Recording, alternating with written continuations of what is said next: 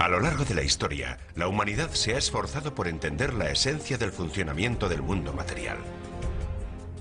Hemos intentado descubrir las normas y las pautas que determinan las cualidades de los objetos que nos rodean y de las complejas relaciones que tienen con nosotros y entre ellos mismos. A lo largo de miles de años, las sociedades de todo el mundo han descubierto que hay una disciplina por encima de todas las demás que proporciona un cierto conocimiento acerca de las realidades que subyacen en el mundo físico. Esa disciplina son las matemáticas.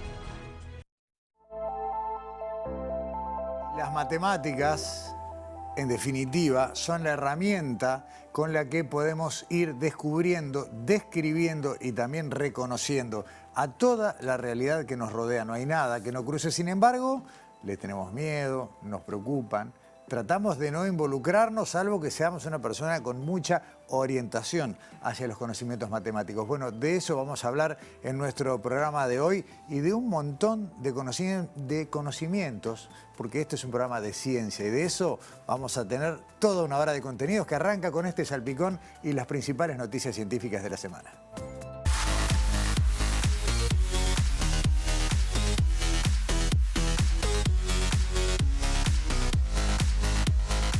La Olimpiada de Robótica, Programación y Videojuegos de Ceibal registró este año un nuevo récord con una participación que superó los 6.700 estudiantes de todo el país. Durante la etapa final de la Olimpiada, los equipos expusieron sus proyectos tecnológicos en los que identificaron una problemática vinculada al uso del agua y presentaron una solución tecnológica. Los desafíos se dividieron en 8 categorías: robótica, placas programables, programación, videojuegos educativos, drones, First Lego League Explore y First Lego League Challenge y también en comunidad sostenible. El premio mayor fue para estudiantes del Liceo Míguez de Canelones, quienes participarán de la competencia internacional First Lego League Championship en Houston, Estados Unidos, en abril del año próximo. Los ganadores de programación fueron: primer premio en Educación Media Básica, Liceo número 4 de Paysandú; en Educación Media Superior, la Escuela Técnica Superior de Mercedes. En robótica fueron: primer premio en Educación Media Básica, Liceo número 1 de Sauce,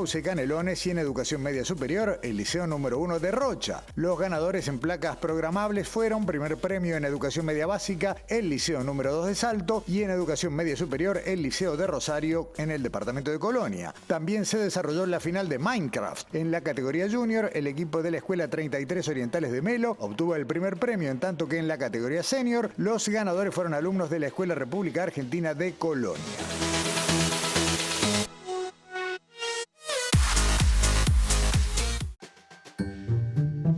El miércoles pasado se desarrolló una nueva edición uruguaya del Día Mundial de los Fósiles con una exhibición del patrimonio paleontológico de nuestro país en el Hall Central de Facultad de Ciencias. Decenas de grupos escolares y también particulares fueron recibidos por los profesionales que se dedican a la recolección, clasificación e investigación de fósiles en todo el territorio de nuestro país. La muestra exhibió una parte de las diversas colecciones albergadas en los laboratorios de ese centro de estudios, incluyendo desde huesos de gigantescos dinosaurios hasta los denominados fósiles invisibles que solamente pueden apreciarse utilizando microscopios. La exposición incluyó piezas originales, réplicas, stands organizados por eras geológicas y la posibilidad de recibir explicaciones por parte de docentes e investigadores de los distintos departamentos de Facultad de Ciencias vinculados con este tipo de investigaciones.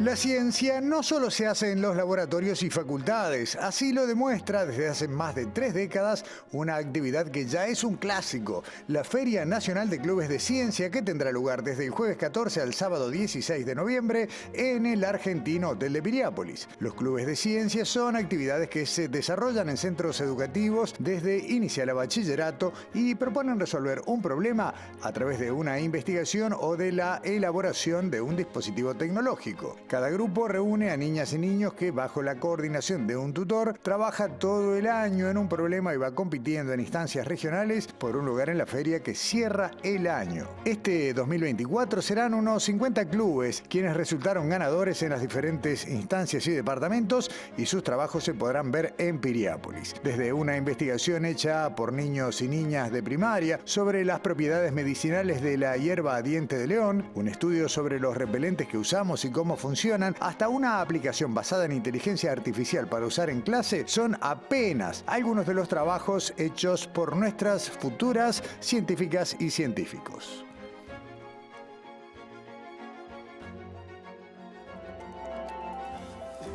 Terminamos el salpicón en los clubes de ciencia y volvemos a piso con un club de ciencias, porque una pequeña previa y va la invitación, si pueden, hay que darse una vuelta por Piriápolis y presenciar, aunque sea una vez, lo que es este fenómeno espectacular de la Feria Nacional de los Clubes de Ciencia de todo el país.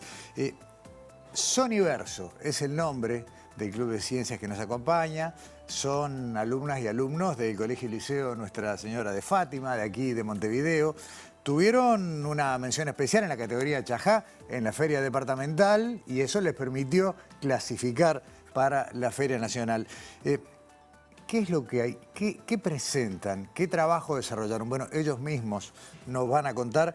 Martín Sánchez, Javiera Suárez, Lara Correa, Guillermo Seguí, el educador y el orientador del grupo. Gracias por estar aquí en Sobre Ciencia, bienvenidos. ¿Qué tal? Un gusto. Primero que nada, y antes de contarnos lo que hay sobre la mesa, ¿cuál fue la curiosidad? ¿Qué es lo que desarrollaron a lo largo de este año y van a llevar a la feria de Piriápolis? Bueno, nosotros en realidad a principio de año el profe nos planteó un proyecto y se nos ocurrió y nos pusimos en el lugar de las personas no videntes de qué podían sentir ellos y cómo nosotros podíamos transmitirles de alguna manera lo que nosotros veíamos, pero a través de otros sentidos. Entonces, bueno, así nació el proyecto y nada, hoy les vamos a contar un poco más sobre esto.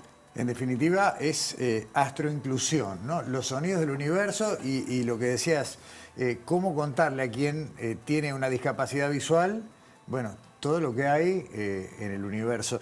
Cuéntanos un poquito cómo lo pensaron y qué herramientas usaron. Bueno, una de las... cuando le planteo el proyecto a los chicos, que se trabajó por aula, es un montón de gente la que está trabajando acá, le planteo varias alternativas y ellos se quedan con esto de enseñar astronomía a personas con discapacidad visual.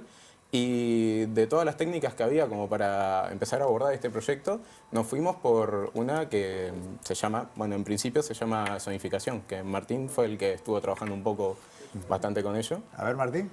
Y bueno, la sonificación en realidad es como una manera de traducir, digamos, ciertos datos, en este caso de imágenes que nosotros tomábamos del cielo para tomar estrellas o nubes o cosas por el estilo, y así lo traducíamos en sonidos que así los no videntes podrían de alguna manera entrar en contacto y entender más cómo era la forma de las constelaciones, por ejemplo, cosas así. Hay un ejemplo en sonido que si quieren lo podemos compartir ahora y que tiene que ver, antes de escucharlo quiero que me cuenten qué es lo que vamos a escuchar. Ahí se representa con sonidos, ¿qué cosa? Lo que nos mandaron de material. Bueno, lo que mandamos es el sonido, digamos, de una constelación, en este caso la Cruz del Sur, que a través de una aplicación que nosotros tomábamos, iba tomando el brillo de estas estrellas y a su vez, como sacábamos la foto, el fondo era negro. Por lo tanto, hacíamos que la aplicación tomara las zonas con más brillo, en este caso la de las estrellas, para hacer pequeños sonidos que te daban, digamos, cierta pauta de cuál era el orden en el que se organizaba la constelación. A ver si lo tenemos y lo podemos compartir. El video en realidad es más para escuchar que para ver. Hacemos un poquito de silencio y lo compartimos.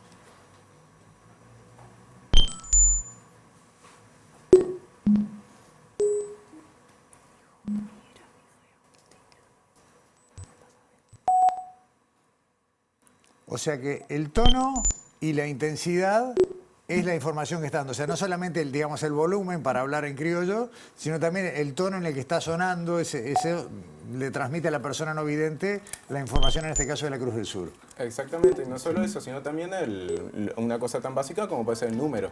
Claro. De estrellas que conforman una constelación o que está en la región del cielo. Pero además de sonidos, buscaron trabajar con otros sentidos, que no son el de la vista, y por eso también tenemos estas piezas sobre el tablero. Si quieren nos pueden contar un poco qué es lo que tenemos ahí. Claro, trabajamos también con el tacto, que es algo que las personas videntes utilizan mucho, y hicimos distintas maquetas. Por ejemplo, esta fue para representar la del escorpión, La constelación del Escorpión. Ahí va, la constelación del Escorpión, y acá tenemos Venus y Saturno, y esto que está acá, que es con una telita, es la línea eclíptica, que es por donde pasa todo eso, y ellos lo que hacían era tocar y sentir los alfileres para ver la Te voy a forma. pedir que lo gires un poco hacia la cámara, así se ve que no es solamente la esfera, sino que tiene, que son alfileres, la cabeza de alfileres, Claro. que van sintiendo el relieve, y ahí está representada la constelación del Escorpión. Exacto. Excelente. ¿Y me dijiste la bandita que representaba? La línea eclíptica. Excelente. ¿Por allá que tenemos también una galaxia? Por acá tenemos también, sí, en realidad vendría a ser como una especie de modelo de la Vía Láctea, pero en realidad representa cualquier galaxia con forma de espiral en términos generales. ¿Hay más? Por favor. Ahí está. Entonces, las chicas que lo articularon pensaron en 3 texturas para transmitirle a los chicos con discapacidad visual, que representan una variable que en este caso es el brillo. Entonces, las partes más suavecitas, como es el algodón, son las partes que pueden tener menos brillo en una galaxia espiral, y las partes más duras, como esta que está hecha con porcelana fría y esto que es una bolita de tergopor, representan las partes con más brillo. A grandes rasgos pueden intuir que donde hay más brillo hay más estrellas, y esta zona de acá es un agujero negro donde va el absorbiendo centro el de la brillo, galaxia. sí, y donde lo que le da la forma en espiral. Y acá pusieron un detalle que es un alfiler, como para enseñarles también que esta cosita chiquitita que está tan grande perdida entre uno de los brazos de la Vía Láctea vendríamos a ser nosotros, el sistema solar. El sistema solar está bueno. ¿Y esa última? Y esta última tiene que ver con el primer concepto que introducimos, que tiene que ver con cómo les enseñamos qué es una estrella a los niños con discapacidad visual, incluso a aquellos que no han podido ver una nunca. Entonces, le fuimos pasando una serie de esferas, esta era como la última de ellas, como para que intuyeran el tamaño, les decís, siempre guiándose con el tamaño del cuerpo, 1000 veces más grande que vos, tan grande que no notarías que es redonda. Y estos palitos de brochet vendrían a representar como rayos de luz, fotones. Y la idea es que cuanto más cerca estás de la estrella, sentís más fotones. Y cuanto más lejos estás de la estrella, sentís menos fotones. Entonces las estrellas que están muy, muy, muy lejos, las ves como un puntito apenas en el cielo. ¿Cuánto tuvieron que aprender de las dos cosas, ¿no? De astronomía, por un lado, y de, bueno, cómo comunicarle estos conceptos a personas con discapacidad visual? ¿Fue todo el año de trabajo? Sí, fue todo el año fue el proyecto, y hubo un grupo específico de comunicación que se encargaba de hablar con la Fundación de Braille y que nos enseñaban también cómo comunicarnos, cómo no meter la pata, por así decirlo. Y bueno, Aparte también, como es esto, tuvimos que aprender bastante de cómo sacar fotos en la oscuridad. ¿Cómo es esto? Hay diferentes estrategias, diferentes técnicas que se usan en las cámaras, por ejemplo, como son la velocidad de exposición, del tiempo de exposición, perdón, y también el ISO, que se le llama, que son, digamos, diferentes maneras para captar más luz en cierta cantidad de tiempo, en el tiempo de exposición, etc. Y la cosa era, digamos, captar esas estrellas, intentando que se vieran lo más nítido posible, para que después, en la etapa de sonificación, se pudieran escuchar con claridad. ¿Cuántas constelaciones sonificaron, por ejemplo? Acá trajimos una de ejemplo, pero ¿con cuántas trabajaron?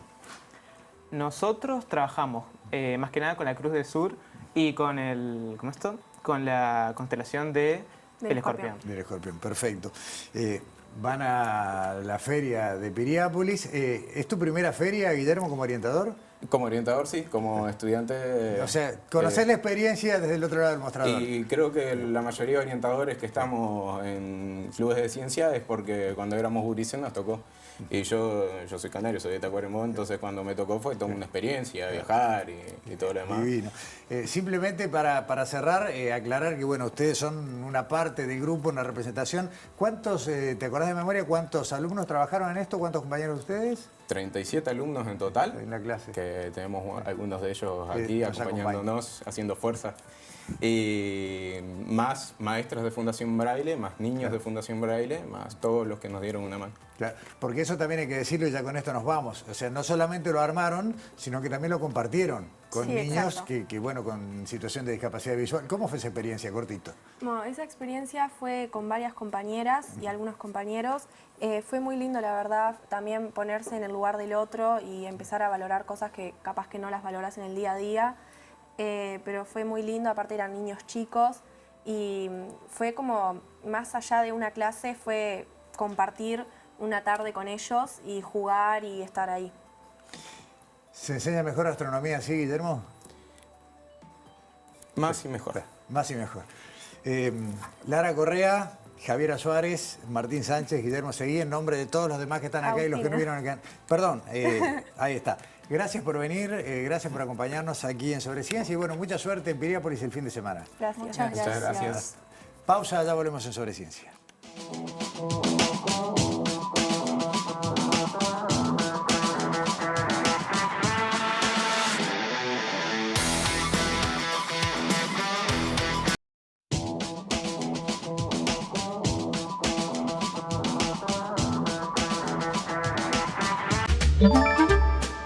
Presenta Compromiso 6+1. Hagamos un trato por la educación pública. La semana pasada aquí en Sobre Ciencia, Daniela Hirschfeld nos propuso un informe sobre la filosofía de la ciencia, pero hay más filosofía para compartir, algo que traemos poco y deberíamos traer más a este espacio. Y tiene que ver, sigue teniendo que ver con los temas que transcurren en Sobre Ciencia. La filosofía de la tecnología. En este caso, vemos la primera parte de su informe.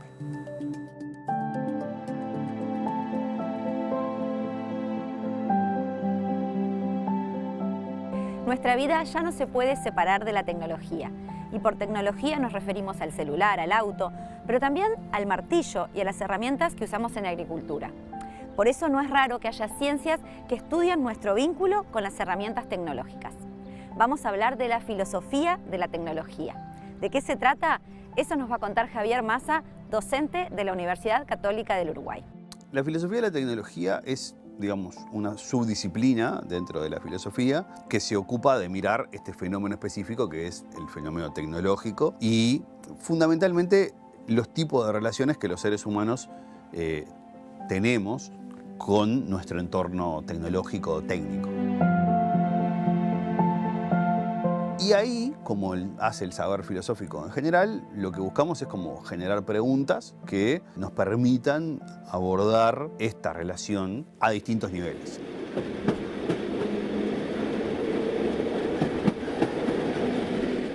Hay un primer momento en donde la filosofía, si querés, como que se da cuenta de que se tiene que poner a mirar lo que está pasando con la tecnología, que es en la Revolución Industrial. Que en realidad las relaciones entre seres humanos y tecnología son profundísimas en la historia de la humanidad. Por esto de decir, ¿cómo no hubo una filosofía de la tecnología antes? Cuando es obvio que los seres humanos cambiamos nuestro relacionamiento con el mundo a partir de los objetos técnicos que diseñamos para estos propósitos. O sea, cuando la gente me pregunta a veces, ¿cuán dependientes somos de la tecnología? Una pregunta que surge bastante seguido, ¿no? Y yo digo, 100%. Hoy muchas veces aparece gente escandalizada. Ay, fíjate que nos hemos vuelto dependientes de la tecnología. Sí, hace fácil 8.000 años, 9.000 años, desde que el ser humano agarró una piedra para poder cortar mejor un pedazo de carne, desde ese momento es que los seres humanos nos empezamos a volver muy dependientes de la tecnología. Y lo que nos muestra una historia, o si querés como una historia crítica de la tecnología, es que esa relación de dependencia no ha hecho otra cosa que aumentar a lo largo de la historia.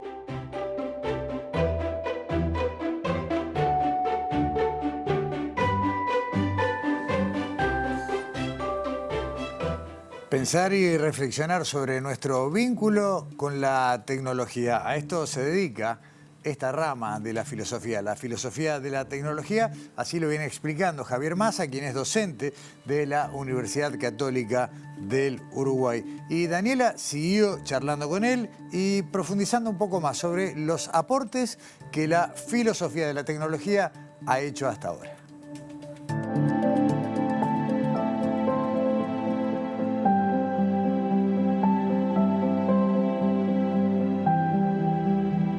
Muchas de las tecnologías que nos rodean modifican la forma en que vivimos. Por eso, la filosofía de la tecnología también analiza nuevas herramientas como la inteligencia artificial y su impacto en nuestra vida. Sobre esta y otras innovaciones habla la segunda parte de este informe. A ver, podemos listar por lo menos 3 aportes fundamentales de la filosofía de la tecnología Arranco por el que más me preocupa a mí personalmente, que es el cómo yo puedo pensar mejor las relaciones entre ser humano y tecnología para poder pensar mejor y entender mejor mi vida cotidiana. Los seres humanos sin tecnología nos morimos. No es una relación que vos digas, ay, bueno, la tecnología son cosas accesorias. No. Los seres humanos tenemos una relación vital, inseparable con los objetos técnicos. Y esto no es de ahora. El ser humano es el animal menos preparado para sobrevivir en circunstancias naturales. Hemos paliado esa deficiencia con objetos técnicos. Sobre todo hoy en día, donde tenemos muchas veces una mirada crítica como de desdén para con los objetos técnicos, de decir, mirá cómo los objetos técnicos vienen a arruinarnos la vida o a rompernos la vida. Y decir, no. A ver, la relación es totalmente la opuesta a esto. Que eso no quiere decir que no seamos críticos con los nuevos objetos técnicos. Segunda mirada que la filosofía de la tecnología también puede aportar en esto, y es el entender también los modos en que funciona el cambio tecnológico. Y esta necesidad como de entender el cambio tecnológico unidireccionalmente. Hay cosas que pasan que de repente decimos esto implica una mejora, hay cosas que pasan y de repente después juzgamos y decimos esto implica un deterioro.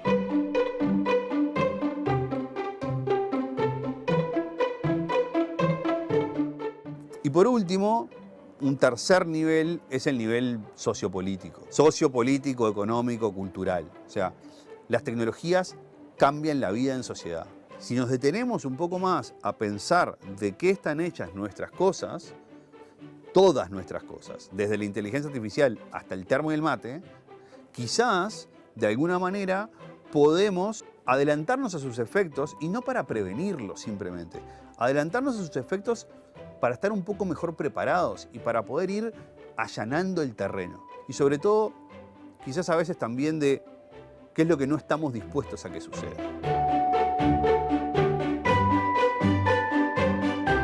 En algún momento, cuando inventamos el auto, nos pusimos de acuerdo en que había que darle libretas de conducir a la gente. Bueno, es momento de empezar a pensar cómo vamos a regular determinadas cosas que hacemos con las tecnologías digitales.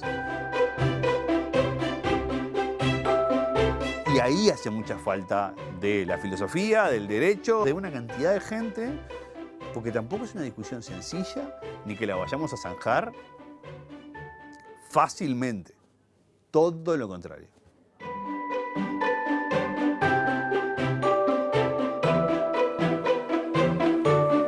Y de la filosofía, de la tecnología, y dentro, lo decimos siempre, una y otra vez, este programa tiene el amplio campo de acción que nos da el conocimiento de la ciencia.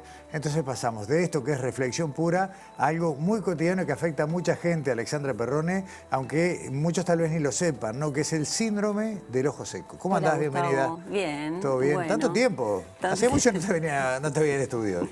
Bueno, estamos por acá justamente para hablar, como decís vos, del síndrome del ojo seco, que es una patología que se detecta fácilmente en consulta, pero que la mayoría de las personas no lo consultamos realmente, o sea, y que tiene varios efectos en nuestra salud y en el bienestar de nuestros ojos. Y bueno, para conocer un poco más qué es este síndrome del ojo seco, hablamos con Rosario Varalo, que ella es profesora adjunta de la cátedra de oftalmología, es especialista en cirugía de cataratas y de glaucoma, integrante de la clínica Oftalmovisión, y nos cuenta en esta primera parte del informe qué es la película lagrimal y para qué sirve. Nos cuenta qué es el ojo seco y justamente qué síntomas produce.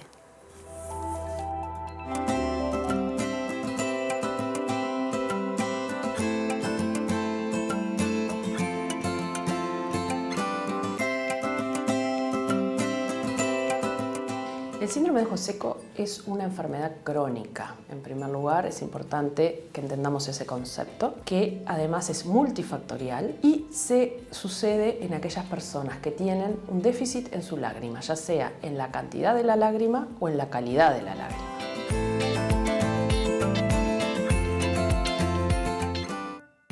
Para entender el ojo seco, tenemos que hablar primero de lo que es la película lagrimal. En primer lugar, es un lente, es el primer lente del ojo. Entonces, cuando la imagen incide sobre el ojo, se encarga de que esa imagen sea bien nítida. Entonces, si una persona, por ejemplo, tiene un déficit en su película lagrimal, cuando la tiene bien, ve lindo, ve bien, ve una imagen nítida, y cuando esa película se corta, va a haber una visión borrosa, una imagen intermitente. Entonces, la película lagrimal tiene una función refractiva, es el primer lente del ojo, tiene una función de limpieza de todos los detritus celulares que produce el ojo, pero también las cosas que están en el ambiente y se nos quedan pegadas en el ojo. Entonces, el agua de la película lagrimal tiene que limpiarlo. También tiene una función de protección, una función antibacteriana. Entonces, si yo no tengo una buena lágrima, voy a tener un montón de síntomas asociados al déficit en cada una de estas funciones.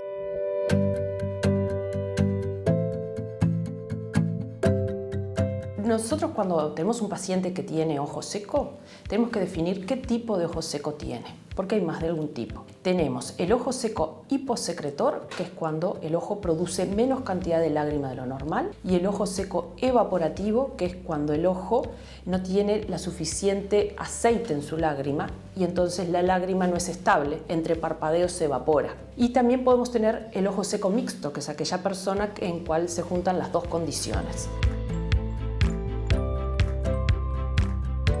Los síntomas del ojo seco van asociados al tipo de ojo seco y a la severidad o gravedad de la condición. Si una persona tiene poca lágrima, entonces no va a poder hacer una buena higiene de su superficie ocular y va a sentir arenilla cada vez que parpadea porque tiene objetos entre el párpado y la superficie del ojo. Ya en un grado mayor, cuando ya esa lágrima no protege la superficie ocular y se empieza a dañar, puede sentir ardor. Y si la superficie ocular se sufre tanto que se ulcera, tienen microheridas, sienten puntadas en ese momento, a la vez que sus ojos se empiezan a poner rojos por inflamación. Entonces, eso es todo un degradé en gravedad de ojo seco. Pero paradójicamente, aquellas personas que tienen lágrima, producen lágrima en cantidad, pero no en calidad, cuando ellos parpadean, entre parpadeo y parpadeo, la lágrima se les corta y ven borroso, entonces les fluctúa la visión. Sienten ardor, porque ya su ojo no está siendo protegido en ese momento, pueden tener fotofobia, que es molestia con la luz, y paradójicamente su ojo les llora.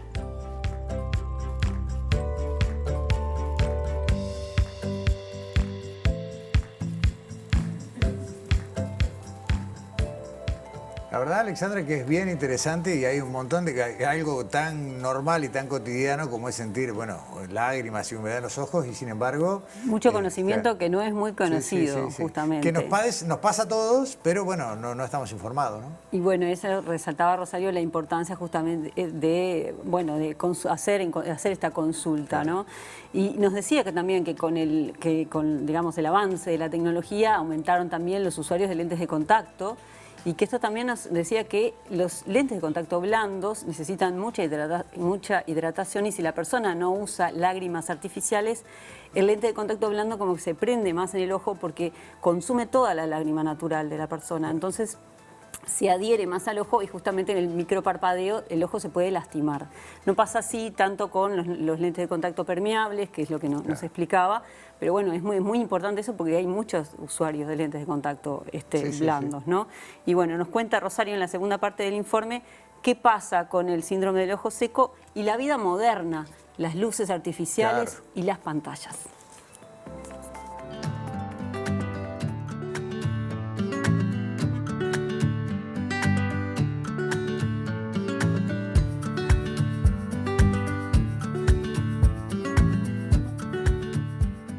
La vida moderna sin duda que ha aumentado exponencialmente las consultas por ojo seco. O incluso hay gente que sufre los síntomas y no consulta porque no sabe que lo tiene. Porque el ojo seco depende de un equilibrio perfecto entre la lágrima que produzco y la lágrima que evaporo. Y la lágrima que evaporo depende del ambiente. Entonces, si yo tengo el aire acondicionado prendido muy fuerte, voy a evaporar más. Lo mismo que el tema de la evaporación entre los parpadeos. Entonces, acá hay un tema con las pantallas. Cuando yo estoy mirando una pantalla, mi cerebro interpreta esa información como que hay que estar en alerta, porque esa luz de la pantalla hace que nosotros inhibamos el parpadeo. Si estoy en alerta no voy a estar parpadeando. Entonces, si tenemos que parpadear entre 12 y 15 veces por minuto para tener un ojo sano, cuando yo estoy muy concentrado, voy a parpadear 5 veces en un minuto. Y entre parpadeo y parpadeo mi lágrima se va a evaporar. Entonces voy a sufrir de ojo seco.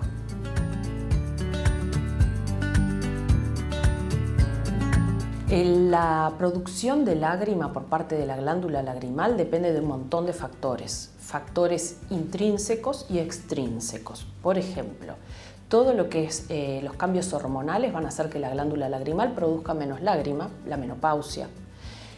También el tomar fármacos, fármacos psiquiátricos, por ejemplo, para enfermedades psiquiátricas, antialérgicos. Todas las enfermedades hormonales que tienen que ver con la tiroides, el hipotiroidismo, va a hacer que la glándula lagrimal produzca menos lágrima. Todas las enfermedades reumáticas, autoinmunes, pueden asociarse a ojo seco, se llama el síndrome de Sjögren, y también la rosácea, que la rosácea es una enfermedad de la piel que es muy común y que se asocia al ojo seco vaporativo.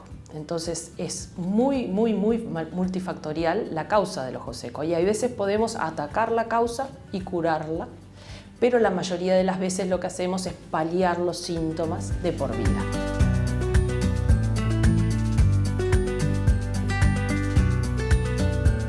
Para el tratamiento de ojo seco podemos paliar el déficit de ojo seco utilizando lágrimas artificiales y no toda lágrima artificial es para cualquier ojo seco. Hay distintas lágrimas con distintos componentes y nosotros viendo el tipo de ojo seco que tiene la persona le vamos a prescribir la que sea más adecuada para ese caso.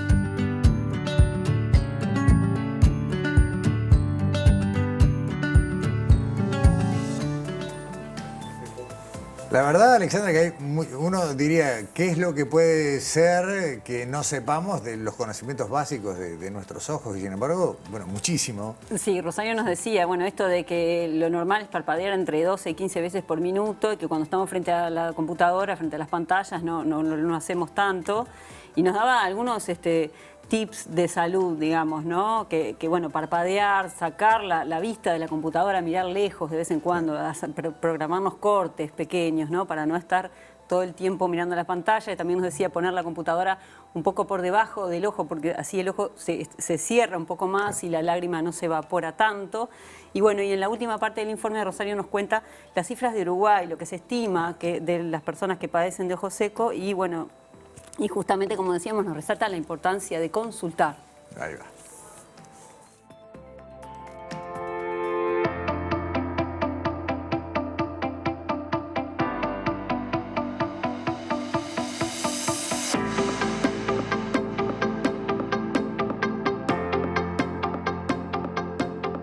En el caso de Uruguay, el 30% de las consultas oftalmológicas en la urgencia o mismo cuando el paciente concurre hasta para cambiar los lentes, en el 30% de los casos se detecta que hay síntomas de ojo seco.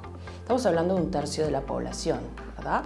Y esto corresponde también con cifras internacionales. Nosotros extrapolamos cifras internacionales y nos da la misma prevalencia. Pero lo que vemos es que es una enfermedad subdiagnosticada que afecta la calidad de vida de las personas.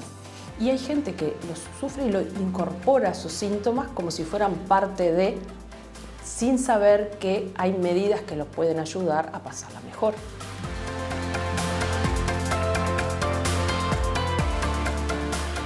Y también a nivel de los jóvenes, que tenemos un cambio en las vocaciones hacia las carreras informáticas. Entonces hay, bueno, más allá de que todo el mundo anda con su pantalla, con su celular todo el día, pero en los trabajos el uso de las pantallas ha aumentado tanto que los pacientes jóvenes se ha trasladado hacia edades mucho más tempranas los síntomas de ojo seco. Pero esto es porque apenas yo tenga cualquier cosa que una mínima tendencia al ojo seco, por ejemplo, una rosácea a mínima, una disfunción de las glándulas de meibomio de los párpados mínima, si yo no cuido todos los ambientes en el uso de las pantallas, entonces se me desestabiliza y empiezo con los síntomas a edades mucho más precoces, que es lo que estamos viendo, ¿verdad?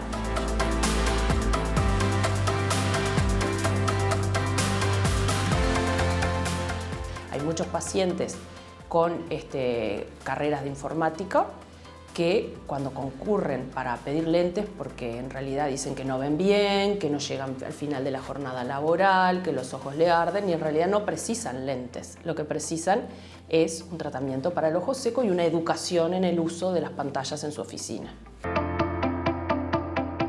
El síndrome de ojo seco sabemos que puede afectar a todo el espectro de la población, que tiene síntomas que van a afectar la calidad de vida, que su diagnóstico es sencillo y su tratamiento puede ser muy beneficioso. Así que deberíamos invitar a aquellas personas que tienen síntomas como los que mencionamos a que concurran a su oftalmólogo para que los pueda ayudar.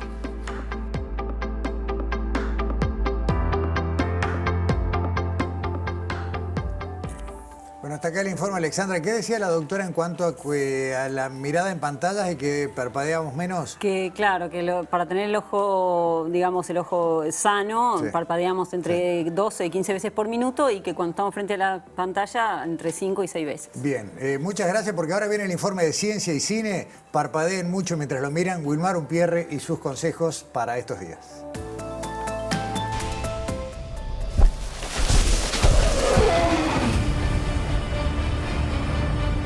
This is the story of the great battles of survival.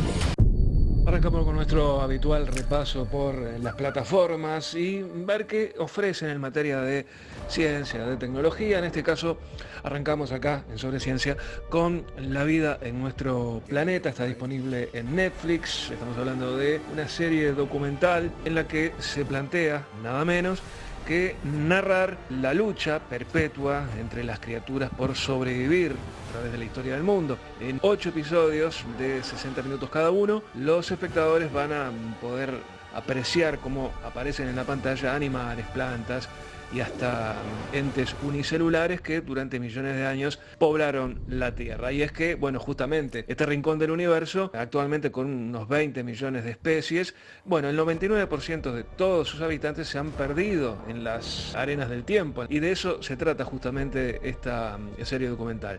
Tenemos acá, además de todo, una asombrosa capacidad de la producción para hacernos ver realmente escenas que hasta hace muy poco tiempo eran imposibles de lograr con la tecnología disponible. Para esto se echó mano a Amblin Television, que es una de las empresas que conforman el universo de Steven Spielberg, y se nota realmente la mano del gran maestro del cine, porque la producción, repito, audiovisual de este documental es por lo menos asombroso.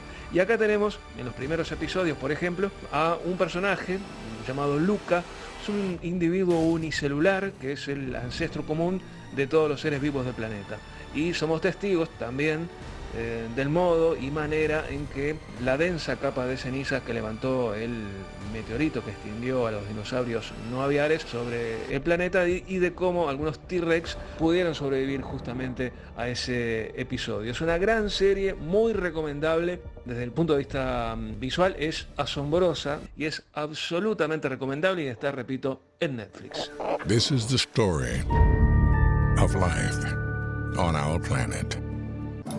In the early 1900s, one person inspired by Darwin's theory. La otra recomendación es Casi Humanos, el verdadero planeta de los simios. También es un documental disponible en la plataforma Max y la historia acá es un poco más compleja. En el año 2021, un grupo de científicos inyectaron células madre humanas en un embrión de mono, creando un híbrido humano primate. Bueno, la pregunta que cabe acá es si se trata de ciencia ficción o algo inmoral o hasta criminal, según se mire. ¿Puede la cría de híbridos ayudarnos a vencer las enfermedades? Por ejemplo, son algunas de las preguntas que se plantea este documental.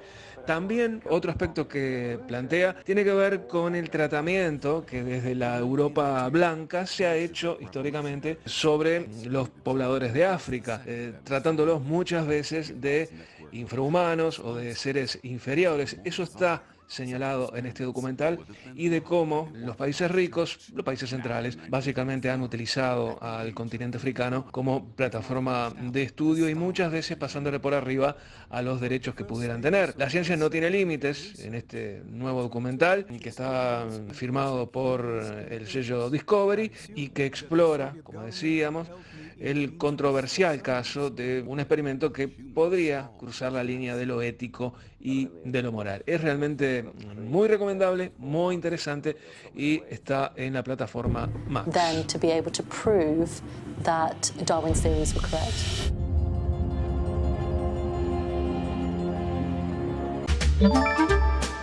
Presentó Compromiso 6+1.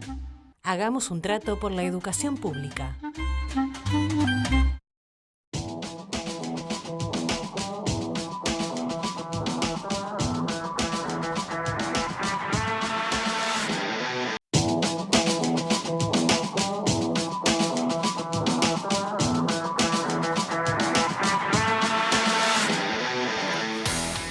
Último bloque de Sobre Ciencia para hablar de matemáticas, para hablar de investigación que se hace en matemáticas en nuestro país. ¿Para qué nos importa? ¿Por qué nos importa y para qué es útil para nuestro país desarrollar, como ha desarrollado desde hace muchísimo tiempo, conocimiento matemático de personas que trabajan a nivel global? Les agradecemos muchísimo que estén aquí en Estudio San Martín Reiris, profesor agregado del Centro de Matemática de Facultad de Ciencias, y a Ignacio Bustamante, profesor asistente del Instituto de Matemática y Estadística Rafael Laguardia de Facultad de Ingeniería, que son los dos principales centros de trabajo en matemáticas en nuestro país. Gracias por estar acá ambos. Muchas gracias, Gustavo.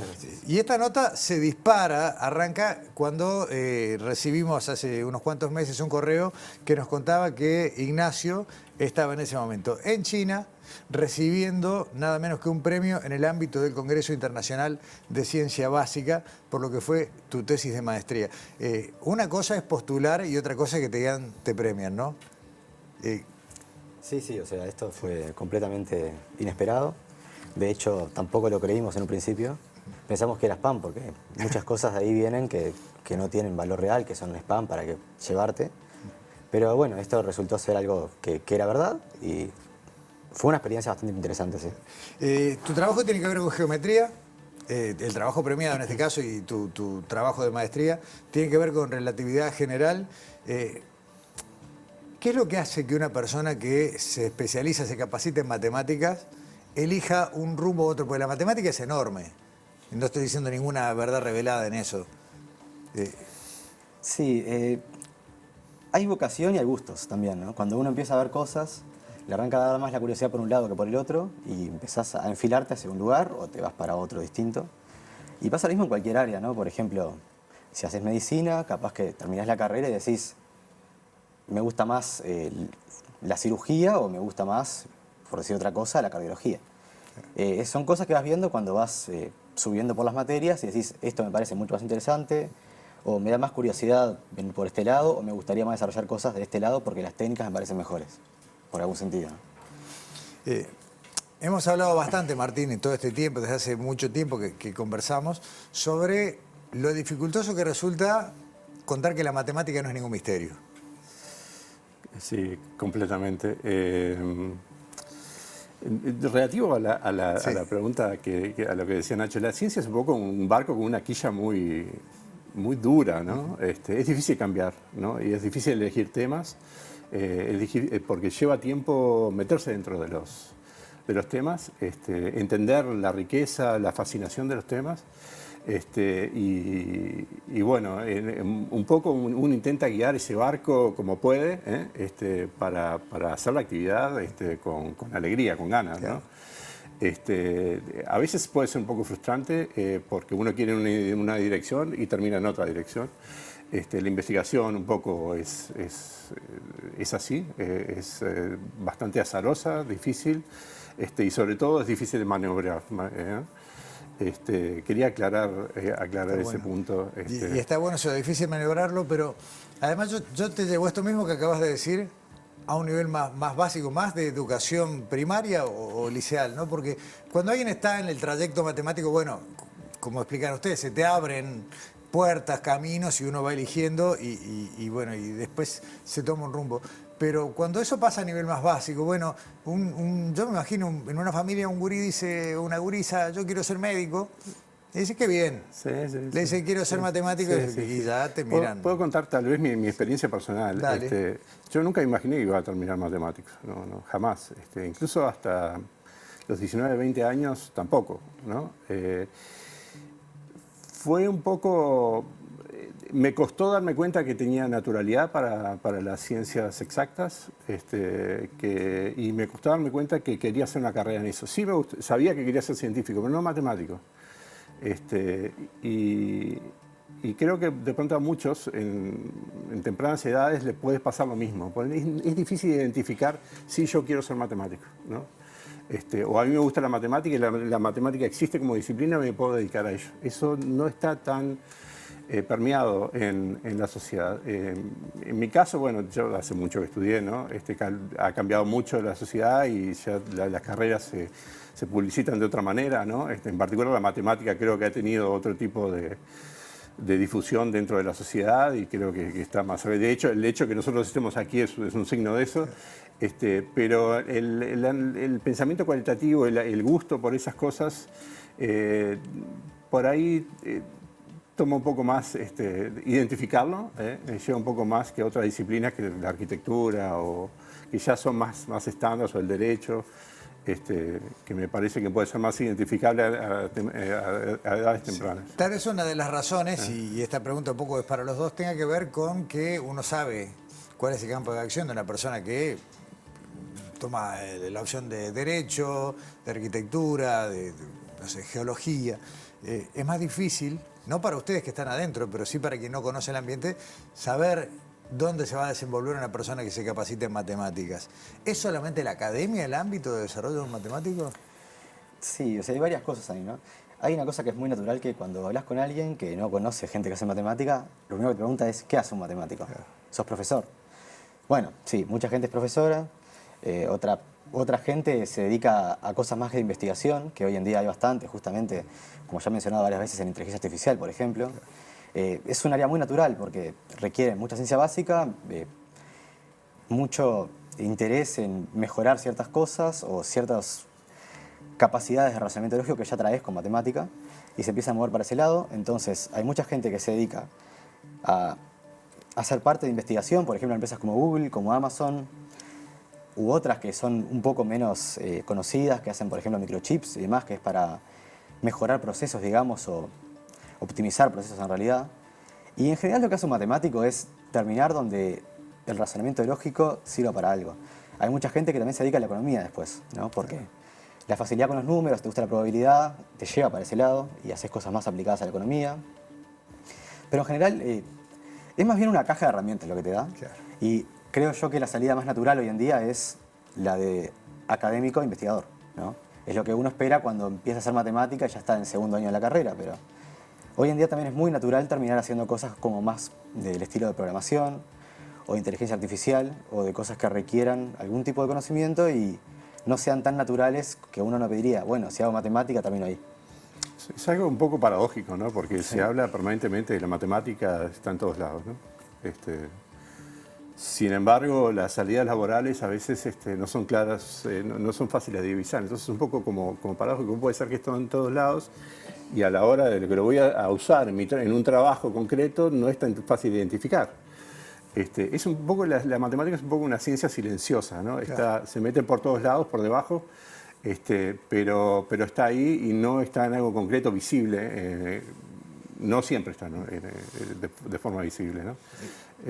Tenemos un problema, creo que la respuesta está casi en la pregunta, a la hora de no generar pánico en el sistema educativo para que una gurisa, un gurí se incline por las matemáticas. Hay un cierto temor instaurado, sí, históricamente, un poco cultural, sí, que no sea solo en Uruguay, es un poco internacional también. No creo que sea alarmante, pero sí no ayuda. Y sí, falta trabajo para aprender a disfrutar y hacer la matemática. como un juego, como algo útil ¿no? Hoy a nivel global es mucho más fácil. Vos hablaban recién de todos los lugares, de todas las ramas de conocimiento que requieren de matemáticas para avanzar. Muchas de ellas lamentablemente no tienen un gran desarrollo en Uruguay, pero eso es muy fácil desde nuestro país interactuar con todos estos colectivos que producen. ¿Ese es uno de los caminos posibles, incluso sin moverse de acá? Sí, de hecho, hoy en día muchísima gente que trabaja en programación también hace eso, ¿no? En Uruguay no está muy desarrollada la industria de software, digamos, sino que lo que tiene es un gran capital humano que exporta todo el tiempo, que viven acá en Uruguay, pero trabajan para el exterior. Y eso hace lo mismo, la misma gente que hace, por ejemplo, matemática, puede terminar decantándose por hacer el mismo tipo de cosas, que es, entra a una empresa donde se exporta capital humano de alguna forma, y al tener un perfil matemático se exporta a otro tipo de tareas que no es la que haría un programador solamente, ¿no? Que tienen más que ver con el análisis de datos, por ejemplo, o que tienen que ver con otras competencias que no suelen tener las personas que hacen software y listo. Pero ahí. Quiero agregar que la matemática está muy relacionada con otras disciplinas. Siempre estuvo históricamente relacionada con la física de tiempos históricos. Ahora también con la computación, con los algoritmos. Eso se nota en el plantel de estudiantes. Me consta, hay muchos estudiantes que tenemos en la licenciatura que vienen de ingeniería y están haciendo una doble carrera y sienten esa necesidad de aprender matemáticas formalmente y disciplinadamente a lo largo de los años. Yo tengo un estudiante sin más, es ingeniero en electrónica y trabaja en inteligencia artificial en una empresa acá, para afuera, para Estados Unidos, y bueno, él realmente quería hacer un doctorado en matemáticas porque sentía, hizo la carrera primero, después hizo el doctorado, está haciendo el doctorado conmigo porque sentía de que primero que le gustaba y segundo que eso le iba a agregar mucho en su profesión. Está bueno. En el último minuto no quiero dejar de recordar lo que fue una gran noticia que tuvimos aquí en Sobre Ciencia hace unos meses, y es la puesta en funcionamiento del Instituto Franco-Uruguayo de Matemáticas y sus interacciones. Y es un poco esto la representación de lo que decíamos recién. Ustedes son tal vez de las ramas de la ciencia que menos límites tiene geográfico, ¿no? Sí, bueno, digamos, todas las ciencias están muy relacionadas. Uruguay no puede estar aislado del mundo. Biología, física, química, realmente necesitan de conocimiento que se produce en otras universidades y en otros países. Es curioso el caso uruguayo. La ciencia, la matemática uruguaya existía antes de la dictadura. Pero explota después de la dictadura con un gran impulso del PDCIVA y se nota el progreso, ¿no? Se nota el progreso, pero es una matemática avanzada que tal vez es un poco separada de lo que la gente necesita, ¿no? Necesitamos matemática en las escuelas, en los liceos, ¿no? Más laboratorios, más. La universidad ha aumentado mucho su capacidad de investigación y su plantel docente. El ejemplo de haber firmado ese laboratorio con Francia, es uno de los 16 que existen en el mundo, es un prestigio extraordinario para el Uruguay, pero se ha mantenido en una dirección y se ha integrado poco al resto de la sociedad, quiero decir, a otros niveles educativos que son importantes también para divulgar la matemática. Martín Ignacio, hoy se nos voló, el tiempo es matemático, es preciso y exacto. Yo quiero repetir más adelante, el año que viene, estas visitas, tomar áreas puntuales de las matemáticas, mostrar qué es lo que trabajan. Mientras tanto, no quiero que se vayan sin el presente de Ística obsequios que recuerdan que nos acompañaron aquí. Gracias por venir, felicitaciones nuevamente por ese premio. Gracias. Y la seguimos. Bueno, muchas gracias, Gustavo. Hasta pronto. Cerramos nuestro programa de hoy y nos vemos aquí en TV Ciudad la semana que viene.